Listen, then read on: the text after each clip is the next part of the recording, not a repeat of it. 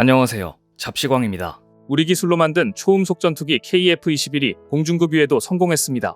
공중급유는 조종사들에게 고도의 집중력이 필요한 기술로 KF-21은 난기류에도 불구하고 급유 후 안전한 분리까지 첫 공중급유 시험 비행을 차질 없이 완료됐습니다. 이런 식으로 한번 급유를 받으면 작전 반경을 50% 넘게 늘릴 수 있는데 KF-21은 이런 공중급유까지 검증을 통해 합격점을 받은 것입니다. 이제 한국항공우주산업 카이는 올해 KF-21을 양산할 계획이라고 밝혔습니다. 첫 양산 물량은 20대인데요. 전투기에 탑재하는 공대공 미사일 등의 검증 시험 후 내년 추가로 20대를 체결해 원래 추진했던 40대를 양산할 계획입니다. 2028년까지 40대를 전력화하는데 총 사업비는 7조 9,200억 원입니다. 방사청은 2032년까지 추가로 80대를 더해 KF-21 120대를 차질 없이 군에 인도하겠다고 밝혔는데요. 그런데 최근 KF-21을 개발하고 있는 카이는 이 회사와 손을 잡고 획기적인 시스템을 도입하겠다고 밝혀 과감한 투자도 신속한 생산도 못하는 유럽의 방위산업체들을 따돌리고 더욱더 신속하고 정확하게 고객들의 납기일을 맞출 수 있을 전망입니다. 카이 KF-21 40대 생산이 더욱더 빨라지게 된 이유, 그리고 최근 방문한 사우디 국방차관이 방문한 곳은 어디인지, 사우디 국방차관의 행보를 통해 알 수 있는 다음 계약에 대한 힌트 자세히 전해드립니다. 세계적인 로봇 플랫폼 전문기업 레인보우 로보틱스가 한국항공우주산업 카이와 41억 5천만 원 규모의 계약을 체결했습니다.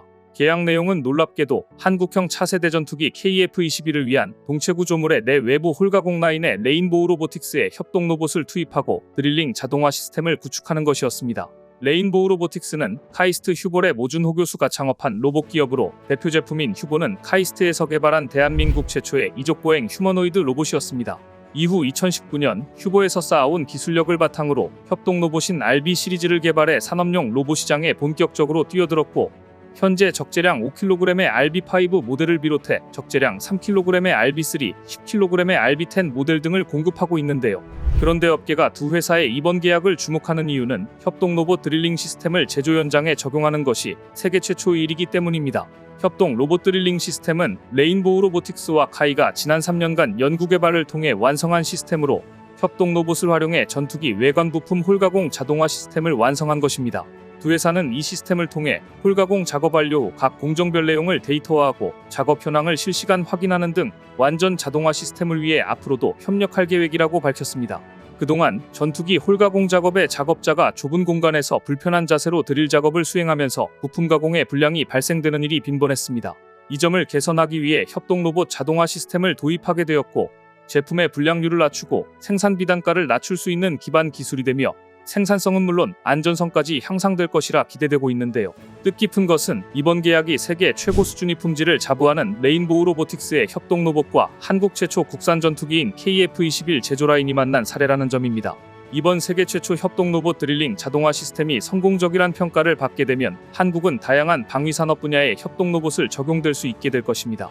안 그래도 지금 러시아 우크라이나 전쟁을 통해 세계는 우수한 성능을 가진 첨단 무기조차도 탄약이 부족해서 운용을 못하는 모습을 보면서 첨단 무기도 있어야 하지만 물량 공급이 뒷받침되어야 함을 다시 한번 깨닫고 있는데요. 특히 초반에 물량에서 고전을 겪던 러시아가 전차는 물론 전투기까지 빠르게 확보에 나서고 1년간 안 좋았던 러시아 경제가 전쟁이 길어지며 오히려 좋아지는 것을 보면서 서방 국가들은 지금 고심에 빠져 있습니다. 나토 국가들도 전차 및 전투기를 빠르게 확보하고 싶지만 유럽의 방위산업업체들은 신속성이나 대량 생산과는 거리가 멀기 때문입니다. 무엇보다 전투기 생산에 자동화 도입을 꺼려왔던 유럽은 한 달에 한 대 정도 생산하는 게 고작입니다. 유일하게 라팔 전투기의 매출이 늘어 프랑스만이 전투기 생산 라인에 대한 과감한 투자를 했을 뿐 전쟁이 언제까지 이어질지 몰라 과감한 투자를 꺼리는 분위기입니다. 하지만 항공우주산업 카이는 이미 상당 부분 자동화 시스템을 도입해 24시간 365일 생산성을 확보한 상태입니다. 그래서 작년에 폴란드가 주문한 전투기를 빨리 정확히 로켓 배송할 수 있었던 것입니다. 이런 시스템은 보잉과 에어버스도 부러워하고 있습니다. 한국은 경쟁업체에 이러한 시스템을 공개하는 것을 철저히 차단하며 생산 기술과 노하우를 지키고 있습니다. 성능도 우수하면서 최대한 빨리, 최대한 신속하게 무기 공급을 할 수 있는 나라는 한국 이외에는 드물어 유럽의 한국 방위산업 의존이 커진 지금 협동 로봇을 통해 공정을 시스템화하고 생산성 및 안전성을 확보하게 된다면 앞으로 K방산을 찾는 나라들은 더욱 많아질 것입니다. 최근 인도네시아는 한국으로부터 KF-21 관련 기술 유출을 시도한 게 아니냐는 의혹을 받고 분담금도 이행하지 않으면서 여기에 설상가상 기술 유출 의혹까지 받는 깽판을 치고 있지만 한국은 이처럼 독자적으로 KF-21 사업을 진척시키고 있습니다. 그래서 일각에서는 차라리 인도네시아를 빨리 손절하는 게 낫다는 목소리가 높아지고 있습니다. 이번 수사의 핵심은 수사를 받고 있는 인도네시아 기술진들이 다년간에 걸쳐 조직적으로 KF-21의 3차원 모델링 프로그램 카티아를 유출했는지 여부입니다. 카티아 프로그램은 KF-21의 설계도에 해당하는 핵심 기술인데요. 인도네시아 기술진 중 한 명인 A씨의 USB에서 인도네시아어로 작성된 다수의 보고서가 발견됐습니다. 이 가운데 카이가 인도네시아 측의 기술 공유를 허용하지 않은 내용 중 설계도면 같이 민감한 자료가 포함됐는지가 관건입니다. 방위사업법 제50조에 따르면 방산업체에서 방산물자의 생산, 연구에 종사했던 사람이 업무 수행 중 알게 된 비밀을 누설했을 경우 5년 이하의 징역 또는 5천만 원 이하의 벌금형에 처해질 수 있습니다. 그런데 이런 상황에서도 최근 인도네시아는 KF-21 분담금 1조 원을 개발 완료 8년 뒤 내겠다고 요청해 더욱더 황당함을 안겨주고 말았습니다. 앞서 인도네시아는 2016년 계약 당시 1조 6천여억 원을 2026년 6월까지 내기로 했습니다. 그런데 불성실납부로 논란을 일으킨 것도 모자라 최종 납부 기한을 애초 계약한 2026년이 아닌 2034년까지 8년을 미뤄달라고 한 겁니다. 우리 정부는 전투기 개발이 2026년 완료되는 만큼 개발이 끝난 이후 8년간 돈을 낸다는 제안은 수용하기 어렵다는 입장인 것으로 알려졌습니다. 다만 인도네시아가 완납의지를 밝혔고 공동 개발을 이어갈 의지도 확인한 만큼 일단 양국 실무진 선에서 타협점을 찾기 위해 비공식 논의를 진행 중인 것으로 전해졌습니다. 한편 인도네시아를 손절하고 사우디와 KF-21 개발을 완료하자는 주장이 나오고 있는 지금 최근 한국을 방문한 사우디 국방차관은 첫 일정으로 대구 공군 방공관제사령부와 한국항공우주산업을 방문해 KF-21 보라매의 성능을 직접 눈으로 보겠다는 강력한 의지를 표명했습니다. 이후 탈랄 압둘라 아로타이비 사우디 국방차관은 국방과학연구소를 방문해 6세대 전투기 공동개발을 논의했는데요.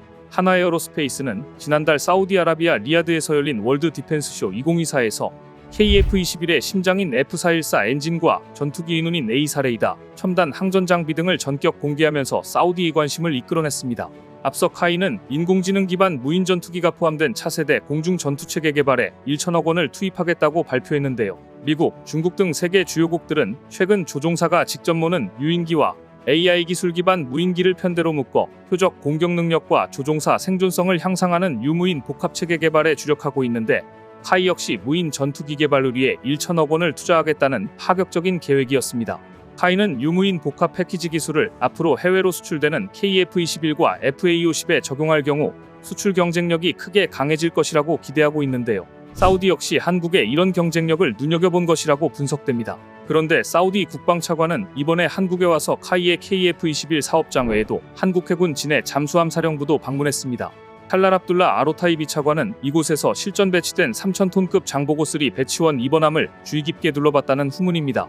사우디는 지금까지 해군력에 거의 투자하지 않았지만 최근 홍해와 페르시아만 해상교통로가 위협받으면서 해군 전력 강화에 큰 관심을 보이고 있는데요. 사우디 해군은 올해 중형 잠수함도 최소 4척 도입을 결정할 예정이라 사우디 국방차관의 이러한 행보는 사우디의 잠수함 도입 사업이 한국으로 기우는 것인가 전망을 밝게 하고 있습니다. 오늘 준비한 소식은 여기까지입니다. 댓글을 통한 여러분들의 많은 의견 기다리겠습니다. 시청해주셔서 감사합니다.